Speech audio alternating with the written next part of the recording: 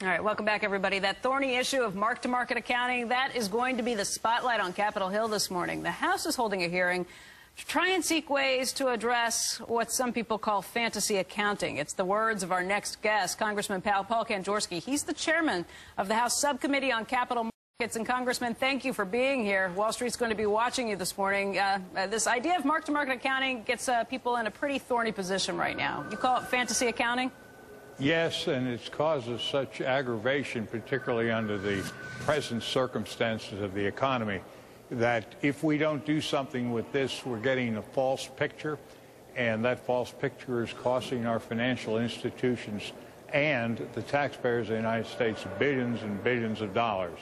And, you know, Becky, I just call your attention to your prior newscast when the third stage of the test on that cancer drug was stopped because it was having such a positive effect. Well, here we're in the third phase of mark-to-market tests, and it's time FASB and the SEC realize that it's having a devastating effect on our institutions of financial service, and that they now find a methodology somewhere between having the rule in purity and no rule at all, coming in the middle, establishing for this emergency a test position that allow these institutions to put their assets down in a more reasonable valuation. Congressman Kanjorski, John Sununu here. Great to have you hey, John, kind of leading the effort to clarify what can and should be done about this issue. Senator Corker was on the show earlier, and he talked about what the SEC did back in September, issuing guidelines to try to deal with situations where you had illiquid assets or where you were knowingly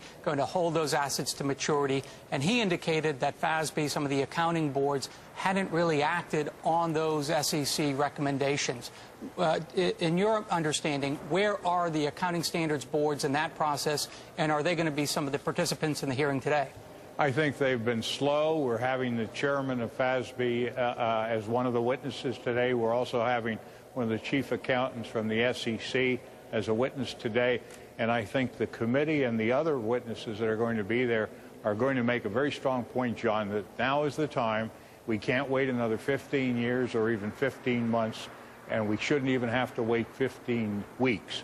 This is the time to work, and the next quarter is the time to change this rule and make the application of it more reasonable. You're not talking about full-out repeal, though, correct? No, it's not necessary to do a full-out repeal. It's just, you know, any reasonable person in America that if they wanted to sell their home and because the market doesn't allow for the immediate sale of the home, they shouldn't and wouldn't mark their home down as zero value. It has a value.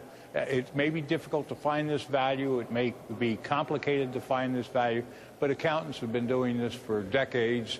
And now, in extreme conditions where the asset is either rising at a precipitous rate or falling at a precipitous rate because of exigencies of the market, we have to be smart enough using man-made rules to make those man-made rules show and portray proper pictures. Paul, what specific proposals have been put on the table for modification, and do you favor Congress legislating in this area, or will you be comfortable letting regulators take the lead?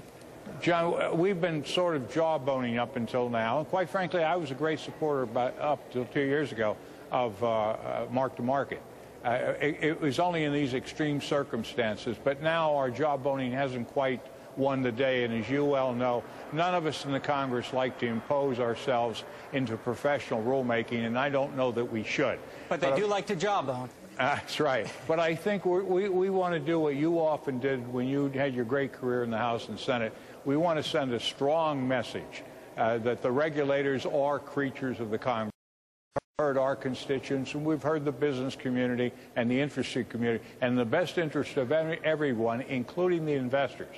There has to be a modification of this rule. There's a quote from Jamie Dimon from yesterday, Congressman, talking about Washington's willingness to, in his words, vilify corporate America. I personally don't understand it, he said. I would ask a lot of our folks in government to stop doing it because I think it's hurting our country. His point is that it's up to us now to stop berating banks. Do you think this is part of that process? Well, I don't know that it's actually part of a process, but I agree with his conclusion, and I talk to everyone, whether it's the media, whether members of Congress, whether the business community, any community. I think it's time we all realize we're in this game and on the same field and the same team, and the team is the United States of America and the world economy.